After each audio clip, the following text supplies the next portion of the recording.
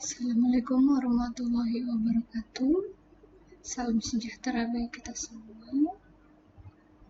Tentunya semoga adik-adik dalam keadaan sehat walafiat di kediaman masing-masing. Baik, pada minggu ke-8 ini tidak lain keterkaitan bahaya fisik ya, tentang biomekanik, mekanik ya, atau getaran yang akan disampaikan tentang biomekanikal dan mekanikal tersebut, di mana memiliki tujuan pembelajaran tidak lain. Yang pertama adalah harapannya adik-adik mahasiswa ya mampu menguasai apa itu tentang biomekanik dan mekanik. Kemudian berikutnya dapat menjelaskan ya tentang bahaya tentang biomekanik dan mekanik. Dan berikutnya tidak lain adalah teknik ya pengendalian tentang bahaya dari bahaya ya tentang biomekanik dan mekanik tersebut. Oke. Latar belakang yang mengakibatkan ya sebab akibat dari hal ini atau pertemuan ini, tematik biomekanik dan mekanik ini tidak lain adalah tentunya di mana bahaya atau hazard ya dalam suatu kondisi apapun dan aktivitas apapun seringkali dijumpai dan memungkinkan terdapat atau bahkan mungkin dapat terjadi ya. Segala kondisi yang dapat merugikan, baik cedera atau kerugian lainnya, atau bahaya adalah sumber situasi tindakan yang berpotensi mencederai manusia, ataupun sakit, penyakit, ya, atau kombinasi lainnya. Itu merupakan akibat daripada suatu insiden, ya, atau aksiden daripada bahaya di tempat kerja maupun lingkungan sekitar keberkaitan dengan biomekanik dan mekanik. Tentunya di tempat kerja ataupun lingkungan sekitar pernah ya terdapat penggunaan daripada baik alat berat, alat rumah tangga lainnya yang berkaitan dengan biomekanik dan mekanika. Oleh sebab itu, hal-hal tersebut sekiranya ya dapat diketahui dan tentunya dapat dikendalikan ya agar kiranya tidak memunculkan atau tidak terjadi hal-hal yang tidak diinginkan. Yang pertama adalah tentang biomekanik ya. Biomekanik ini adalah bidang ilmu aplikasi mekanika tentang sistem biologik ya. Sistem gerak biologik ya merupakan kombinasi antara disiplin ilmu mekanik, terapan serta ilmu biologik secara fisiologisnya. Di mana ilmu mekanik ini ya merupakan analisa sistem kerangka otak manusia ya. Jadi biomekanik ini antara sistem keilmuan mekanik terapan ya dikombin ya atau bersamaan ya dengan sistem biologik, sistem gerak manusia secara fisiologisnya. Oke. Biomekanikal dibagi menjadi dua perspektif ya. Ada karakteristik gerak atau kinematika dan kinetik ya, di mana kinematika ini merupakan gerakan yang menyebabkan beberapa gerakan cepat ya, secara objek bergerak, ketinggian maupun secara beberapa objek jauh ya. Sedangkan kinetik adalah gaya yang bekerja pada satu sistem, misalnya tubuh manusia, berkaitan dengan kinetikanya ya. Oke, secara umum ya, biomekanik ini merupakan gambaran gerak tubuh tanpa mempertimbangkan gerak kinetiknya ya atau gerak tubuh manusianya. Jadi secara uniformnya. Sedangkan secara okupasi ini adalah interaksi fisik antara tenaga kerja dan mesin atau material dan peralatan lainnya dengan tujuan meminimalisir keluhan dan sistem kerangka otot agar produktivitasnya bekerja, sekiranya demikian. Di mana pada bagian-bagian tubuh manusia secara kolaboratifnya ya menciptakan atau menghasilkan suatu gerak, mau itu angkat-angkut, dia menggeser dan sebagainya ya. Itu tidak lain adalah secara fisiologis dari sistem tulang ya, kemudian jaringan ikat baik itu cartilagum maupun ligamentum ya, atau ligamen, kemudian dari tendon-tendon, otot syaraf dan sebagainya, sehingga memunculkan atau menghasilkan sistem gerak tubuh manusia ya, entah itu menggunakan alat-alat berat ataupun alat-alat yang memang saling berkaitan dengan tubuh manusia ya, saling interaksi. Apa saja faktor bahaya daripada bahaya biomekanik ya, antara lain adalah gerakan yang berulang, monoton ya, memungkinkan memunculkan faktor bahaya dari biomekanik ini ya. Kemudian postur tubuh yang kurang ergonomis ya, pengangkutan secara manual ya, misalkan mengangkat beban ya secara manual, desain tempat kerja atau alat atau mesinnya yang kurang ergonomis pula ya, ini merupakan salah satu faktor yang memicu ya terjadinya bahaya biomekanik.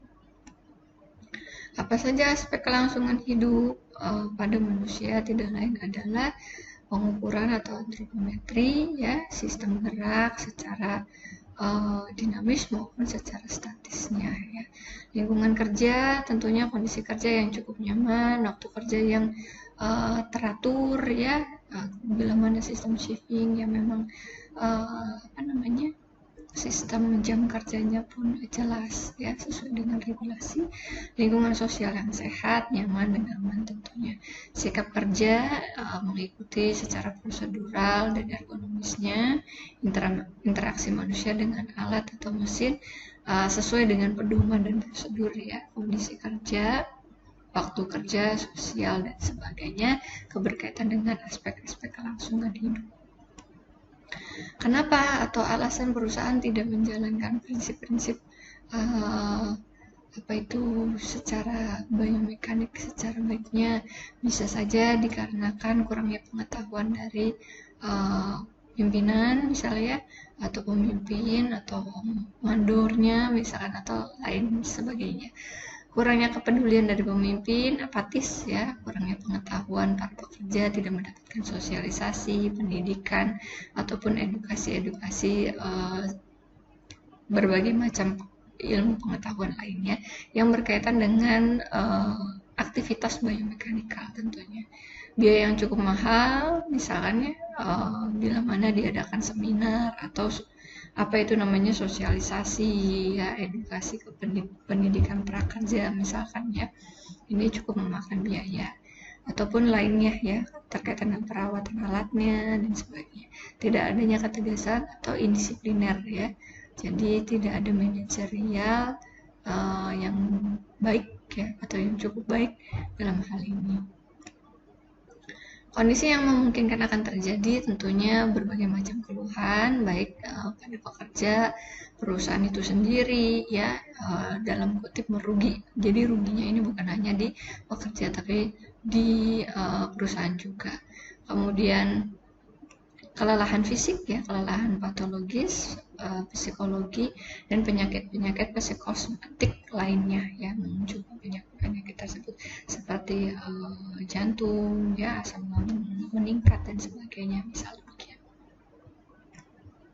Penyebabnya apa saja? Tentunya monoton ya, jadi macam ya, hal-hal itu saja yang memang diperparah dengan tidak ergonomis, intensitas kerja yang terlalu besar dan durasi kerja yang terlalu lama, kemudian lingkungan suasana kerja seperti pencahayaan yang kurang ya, dan berbagai macam support ya, pendukung lainnya yang kurang atau minim ya. Fisiologis tubuh manusia ya itu sendiri atau seorang pekerja sendiri mengalami gangguan sebelumnya atau memiliki sakit atau penyakit sebelumnya ya, itu juga bisa menjadikan penyebab ya. Sakitnya berbagai macam ya, mungkin ada migrain ya secara ringannya dan lain sebagainya. Akibat yang bisa terjadi atau sebutlah daripada bahaya biomekanikal ini tidak lain adalah back strain ya, posisi tubuh jatuh ke muka ya, jadi tidak normatif, atau ini biasanya karena gerakan berulang yang yang manual ya, atau secara manual.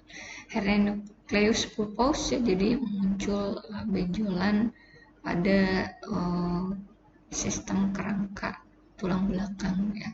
Jadi ada benjolan, tension neck syndrome, kekakuan leher ya, cervical posture syndrome ya, perubahan daripada postur tubuh ya, bagian cervicalis, bagian cervix. Nah, ini secara gambarannya untuk low back strain, posisi tubuh jatuh ke bawah ya, jadi condong jatuh ke ke bagian dada sebenarnya ya. Ini merupakan salah satu perkara ya yang cukup fatal ya, dikarenakan ada beberapa robekan baik tendon ataupun otot syaraf dan sebagainya ya, akibat dari pergerakan biomekanikal yang kurang ergonomis ya. Nah, ini hernia nucleus pulposus, jadi muncul benjolan ya di bantalan tulang ya. Nah, ini tension neck syndrome atau kekakuan leher, biasanya merunduk terus ya, atau menengadah terus. Nah, jadi bagian atlas ya, atau sistem tulang-tulang leher kita itu mengalami kekakuan ya. Nah, kemudian cervical posture syndrome, nah ini normatifnya ya, sedangkan ini kayak lebih ke depan gitu mukanya ya, tidak tegak lurus. Nah, ini bagian cervix ya, perubahan postur bagian cervixnya berubah.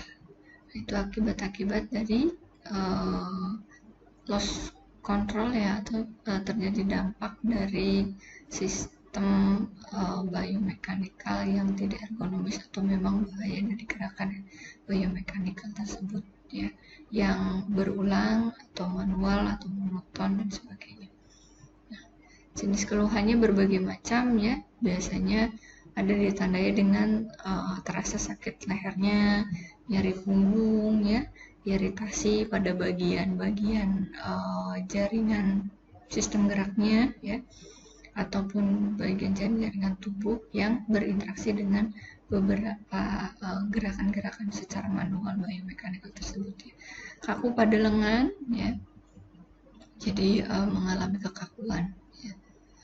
Oke, secara umum ya, untuk regulasi keberkaitan dengan biomekanikal atau mekanik, itu tidak lain adalah Undang-Undang Tertuan 1 tahun 70 tentang keselamatan kerja, kemudian Undang-Undang nomor 23 tahun 92 tentang kesehatan, khususnya pasal 23 ya, tentang kesehatan kerja, di mana harapannya mewujudkan produktivitas kerja secara optimal ya, meliputi pelayanan kesehatan kerja, pencegahan penyakit akibat kerja, dan syarat kesehatan kerja lainnya. Itu kiranya keberkaitan dengan regulasi keselamatan kerja.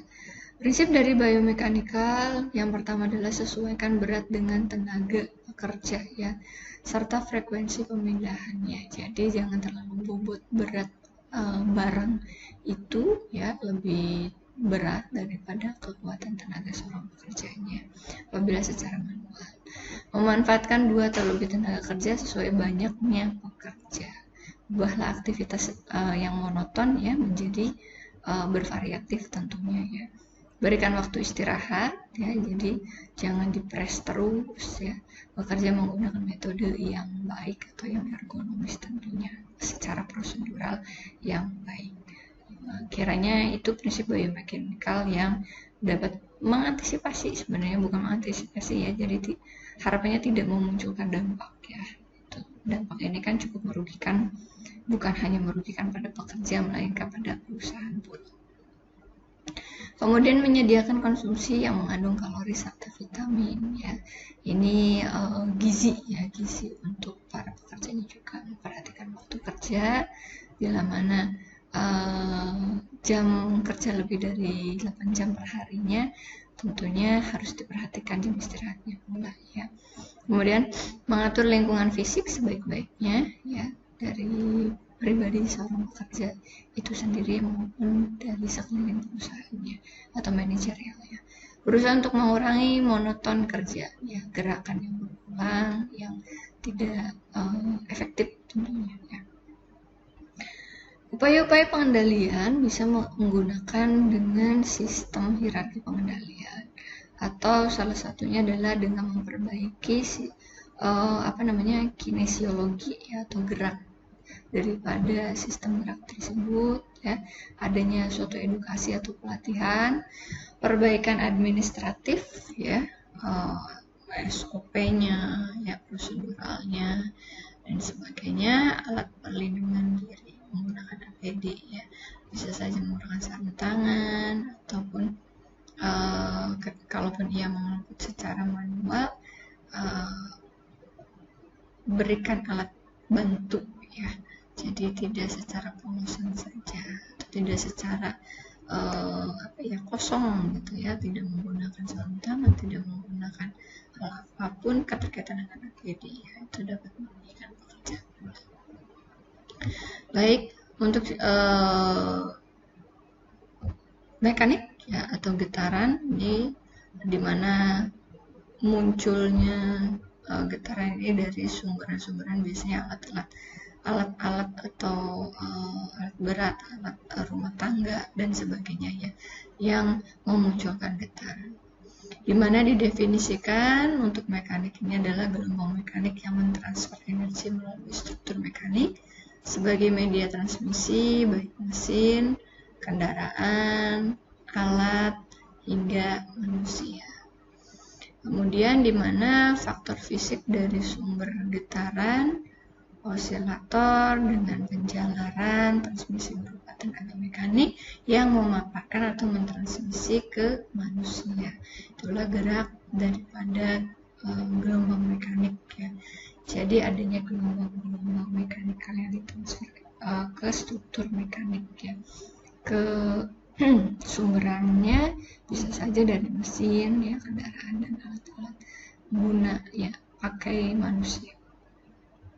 Mesin tentunya memiliki bagian yang bergerak yang cukup besar dan dapat menyebabkan cedera pada manusia. Mau mesin kecil, besar, ya, dan sebagainya, itu bisa memunculkan, ya, atau memiliki sumberan gerak yang cukup intensitas atau besarannya itu cukup besar, ya, dan dapat menimbulkan, ya, memungkinkan terjadinya cedera. Interaksi antara alat dan manusia itu ada gap, ya, memungkinkan terjadinya cedera pada manusia tentunya. Getaran tentunya dihasilkan dari beberapa sumberan, tidak lain adalah dari mesin-mesin produksi seperti mesin-mesin diesel, ya, kemudian kendaraan, traktor, truk, tank, ya, kendaraan-kendaraan kecil maupun besar, ya, alat-alat rumah tangga yang menggunakan hand tool, ya, alat-alat yang digunakan langsung dengan tangan atau menggunakan mesin, ya, ataupun alat-alat lainnya. Sumber getaran, ya, di mana disebutkan dari beberapa referentif, ya, ada 2 sumberan getaran, di mana ada disebutkan whole body vibration dan hand arm vibration. Jadi ke seluruh tubuh maupun hanya terasa, ya, di bagian tangan saja untuk sumberan getarannya.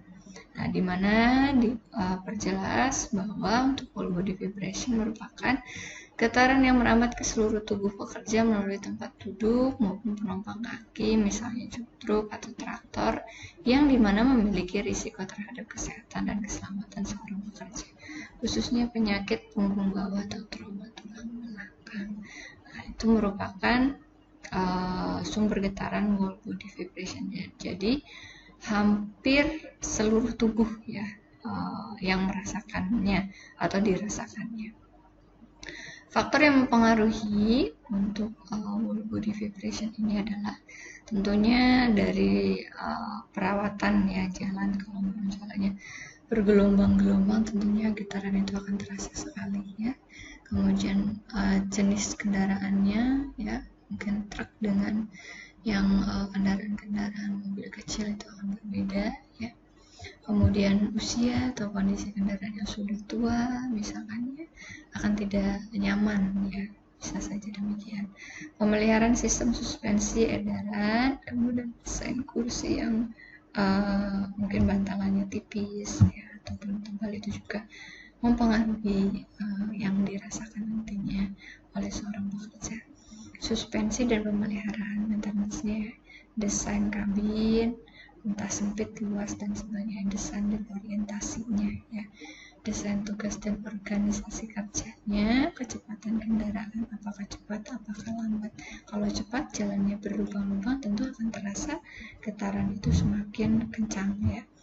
Keterampilan dan kesadaran pengemudi, itu juga skill ya, skill dari pengemudinya. Pencahayaan dan jarak pandang tentunya itu juga salah satu faktor yang mempengaruhi pajanan daripada body vibration ya. Oke, ini salah satu daripada penjelasan ya tentang standar body vibration ya, dibagi menjadi dua. Ada standar expose ya, yang dianjurkan selama 8 jam, kurang dan lebih adalah 0,5 meter per sekon ya, atau 9,1 dalam atau selama 8 jamnya. Dan standar export daripada limitnya IF-nya ya, secara hari dianjurkan 8 jam, kurang dan lebihnya 1,15 meter per detik ya.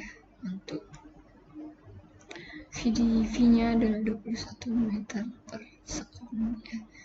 Ini salah satu standarnya ketika diukur ya untuk body vibration. Nah, sedangkan lokal atau hand arm vibration ini biasanya adalah getaran yang merambat secara teratur dari peralatan melalui genggaman tangan pekerja menuju lengan, misalnya gergaji listrik ya, bor listrik, atau alat-alat lainnya, gerinda pemotong memotong rumput ya, dan sebagainya, di mana memiliki risiko terhadap kesehatan dan keselamatan pekerja, khususnya pada pembuluh darah tertentu, tulang, sendi, hingga gangguan syaraf dan otot ya. Jadi terasa gangguan pajanan itu atau gerakan getaran itu pada bagian tangan saja ya, di mana pajanan ini dapat mengakibatkan gangguan sirkulasi tangan, sirkulasi tangan dan lengan, bawah, kerusakan saraf, tendon otot ataupun tulang, sendi, tangan dan lengan. Secara umum tidak sensitif terhadap getaran energi di semua frekuensi ya. Jadi pada contoh-contoh alat guna ya di rumah tangga atau tempat pekerjaan, di mana hal-hal yang sumberan hand arm vibration ini memungkinkan memunculkan ya dampak-dampak yang kurang diharapkan sebenarnya ya. Oke, untuk standarnya ya tidak lain dibagi menjadi dua. Untuk hand arm vibration pun sama ya, ada secara action value-nya, ada secara limit value-nya.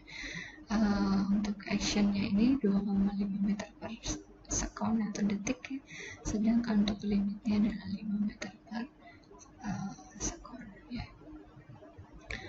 Secara umum untuk regulasinya dikutip pada Keputusan Menaker RI nomor 51 tahun 99 tentang nilai ambang batas faktor fisik ya, keberkaitan dengan getaran, tidak lain gerakan yang teratur dari suatu benda atau media dengan arah bolak-balik dari kedudukan seimbang ya. Jadi dikutip dalam regulasi Kemenaker nomor 51 tahun 99.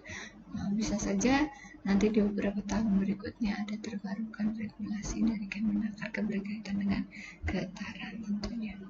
Dan tidak lain ada juga terdapat pada Undang-Undang nomor 1 tahun 70 tentang keselamatan kerja, yakni pasal 3 ayat 1 G ya, di mana disebutkan dengan peraturan perundang-undangan ditetapkan syarat-syarat keselamatan kerja untuk mencegah dan mengendalikan timbul atau menyebar luasnya suhu, kelembaban debu, kotoran, asap, uap gas, hembusan angin ya, hingga ada sinar, radiasi suara, hingga getaran. Nah, ini keberkaitan dengan getaran yang kita kutip ya. Oke, sama halnya ya, di mana nilai ambang batas yang pada Kemenaker nomor 51 tahun 99 dikatakan ya, nilai ambang batas getaran alat kerja yang kontak langsung maupun tidak pada lengan dan tangan-tangan kerja ditetapkan sebesar 4 meter per detik ya. Kurang dan lebihnya ya untuk standarnya, mau aktif maupun limit ya dalam hal ini pada regulasi berikut. Nah, ini ada juga secara detail ya ketika pajanan itu interaksi ya, itu kurang dari 1 jam, sekiranya berapa percepatan frekuensinya ya, berapa meter per detik ya, ataupun kurang dari 8 jam ya, dikatakan 4 meter per detik ya dalam satuan selama 8 jam sekiranya untuk waktu pemajanan per harinya. Rekomendasi secara baiknya ya, kira-kira demikian. Ini juga ada beberapa regulasi lainnya tentang getaran ya, maksimalnya kira-kira dalam khususan ya syarat kesehatan kerja para pekerja tentunya. Nah, ini juga dari SNI ya, sama hal ya. Untuk SNI di mana nilai ambang batas getaran untuk pemaparan tangan lengan dengan parameter percepatannya pada suhu 4 meter per detik ya, atau 0,40 gram ya. Oke, ini juga sama secara detailnya dari beberapa referensi SNI ya. Oke, untuk alatnya dinamakan vibration meter ya. Untuk bentukan ya, brand dan sebagainya itu beraneka ragam macam dan tipe brand-brandnya ya. Ini merupakan salah satu contoh ya secara gambarannya. Ada yang memang langsung dihubungkan ke monitor ya, ada juga yang portable sifatnya, mudah dipakai ya, jadi bisa dipindah-pindahkan ya. Nah, ini bentukan secara ilustratifnya ya, secara gambarannya. Untuk video pengukuran, Ibu sematkan linknya berbagai macam di sini ya. Mungkin bisa dicek, dilihat ya untuk video pengukurannya. Sama hal seperti alat-alat multi environmeter lainnya ya, untuk video cara pengukuran daripada getaran. Akibat dari bahaya mekanik ya tidak lain, di sini ada beberapa referentif ya, dibagi menjadi 2. Adanya efek mekanis, getaran terhadap jaringan, mengganggu metabolisme hingga perusakan ya. Adanya rangsangan terhadap reseptor saraf, penyebab gangguan pada sistem saraf pusat dan otonom pada tubuh manusia ya. Dan beberapa gangguan-gangguan lainnya ya, seperti ketidaknyamanan dalam bekerja, mempercepat munculnya kelelahan pekerja ya, dan gangguan kesehatan kerja lainnya. Untuk whole body vibration ya, gangguan atau dampaknya tidak lain adalah gangguan aliran darah, saraf pusat, metabolisme, pencernaan ya, gangguan otot, persendian ya. Bahkan di sini terbagi menjadi beberapa gangguan kesehatan, yaitu stadium 1 dan 2 ya. Untuk stadium 1 terasa mual, kembung hingga kolik ya, pencernaan. Stadium 1 penglihatan, pandangan berguna, syaraf, misalkan insomnia, sakit kepala ya. Sedangkan untuk stadium 2 adalah gangguan otot persendian. Sedangkan untuk high arm vibration ya, ini dibagi menjadi 2, ada gangguan aliran darah bersyarapan, gangguan rangka otot dan persendian ya, dengan beberapa dibagi menjadi 3 stadium ya. Oke, ada stadium 1 tentang kekakuan, stadium 2 jari-jari mulai kesemutan dan pucat, stadium 3 terasa nyeri, kehilangan daya pegang atau daya gerak ya. Nah, ini salah satu contohnya ya, bisa karena hand arm vibration ya, jadi wet finger ya, jadi ada perubahan.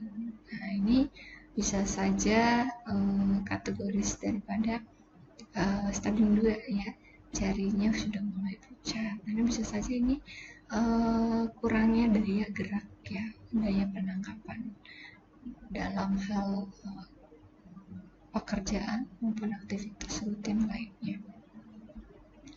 Dimana hal ini ya ketika suhu dingin ya dapat mencetuskan penyempitan pembuluh darah sementara dengan gejala hilangnya sensasi atau ya di mana sistem gerak sudah mulai berkurang ya. Nah, bisa saja terjadi dampak CTS ya, carpal tunnel syndrome ya, di mana kompresi saraf median di pergelangan tangan akibat kondisi yang memadatkan isi atau mengurangi ukuran terowongan karpal ya. Jadi masih ingat ya bagian karpal, metakarpal ya, jadi di bagian pergelangan ada kompresi saraf median di tengahnya ya. Nah, ini diawali dari tendonitis ya, jadi radang tendon ya di pergelangan tangan dengan posisi janggal sehingga membengkak ya, mulai ada pembengkakan, menekan saraf median, saraf tengah ya di bagian karpal, dan gerakan ibu jari pun sudah mulai melemah, terasa kesemutan, mati rasa hingga hilangnya kontrol pada tangan dan jari tentunya. Kemudian hernia nukleus pulposus ya, HNP, ini juga bisa terjadi ya. Salah satunya kondisi ketika satu bantalan atau cakram tulang rawan belakang menonjol keluar atau terjadi penyempitan saraf. Cukup berbahaya ya, nukleus pulposus ini seringkali nyeri pada kaki atau bahu dengan intensitas yang dapat meningkatkan saat batuk, bersin ataupun bergerak dalam posisi tertentu. Melemahnya fungsi otot sehingga menurunkan kemampuan dalam bergerak, membungkuk ataupun memindahkan barang. Biasanya dirasakan di sekitar punggung, bahu, tangan, tupai, dan kaki. Itu HNP ini. Upaya pengendalian tidak lain menggunakan teknik hierarki pengendalian ya, dengan upaya-upaya seperti substitusi kontrol, mengganti alat bergetar tinggi dengan alat yang memiliki tingkat emisi getaran rendah sesuai dengan fungsi dan tidak mengganggu produktivitas kerja tentunya ya. Mengganti alat-alat yang sudah tua dengan alat-alat yang baru. Kemudian isolasi, di mana pekerja dengan mengisolasi bahaya dari pekerja dengan peredam untuk menghilangkan getaran mesin menggunakan bantalan karet misalnya ya, sambungan fleksibel, mengubah jalur getaran ke tangan pekerja sehingga dengan bantalan karet ada pegangan sisi untuk mengurangi getaran yang ditransmisi langsung ke tangan pekerja ya. Ada engineering control misalkan dengan pemeliharaan mesin yang baik seperti penggunaan pelumas dan pengencangan bagian bongkar ya. Ada peredaman, pengurangan getaran menggunakan atau mengurangi kecepatan putar mesin dan modifikasi misalnya jok kemudi, suspensi yang mampu meredam getaran, ataupun dengan upaya administrasi kontrol ya, pengaturan rotasi pekerja, mengurangi pencarian getaran, training, edukasi pekerja ya tentang dampak-dampak bahaya kesehatan pekerja berkaitan dengan mekanikal ya, dan gejala penyakitnya, teknik mengurangi mengoperasikan alat mesin dengan secara prosedur yang baik ya, penjadwalan operasional mesin, bisa juga penerapan SOP ya, TKO, TKI ataupun tata kerja penggunaan alat secara baik dan benar. Nah, ini menggunakan alat pelindung diri ya, bisa beberapa kasus yang menyesuaikan, dalam hal ini menggunakan sarung tangan anti getaran misalkan ya, di mana ada bantalan karet yang tidak licin ketika kita memegang alat atau mesin tersebut ya. kemudian ada pengurangan sarung tangan yang mengurangi pajanan vibrasi tersebut, ya. Pemakaian sepatu safety beralaskan karet anti getaran, jadi tidak goyah ya ketika kita berinteraksi dengan alat, tidak ikut bergetar ya, dan tentunya tidak memunculkan faktor bahaya akibat lainnya ya. Oke. Kiranya keberkaitan dengan biomekanik dan mekanik ya, dimana dua hal tersebut saling berkaitan dengan sistem gerak tubuh manusia sekiranya ya. Di salah satu dari faktor bahaya biomekanik tidak lain adalah adanya gerakan berulang, postur dan posisi kerja ya, pengangkutan secara manual, desain tempat kerja atau alat atau mesinnya ya. Ini berkaitan dengan biomekanik secara biologik fisiologinya. Sedangkan faktor biofisik atau mekanik ini dari getaran ya, bisa dari alat mesin, konstruksi ya, secara fisiknya. Kira-kira sekiranya ya itu keberkaitan dengan biomekanik dan mekanika ya. Oke, baik adik-adik, berikut ada referentif yang digunakan. Sekiranya mungkin itu dari ibu ya.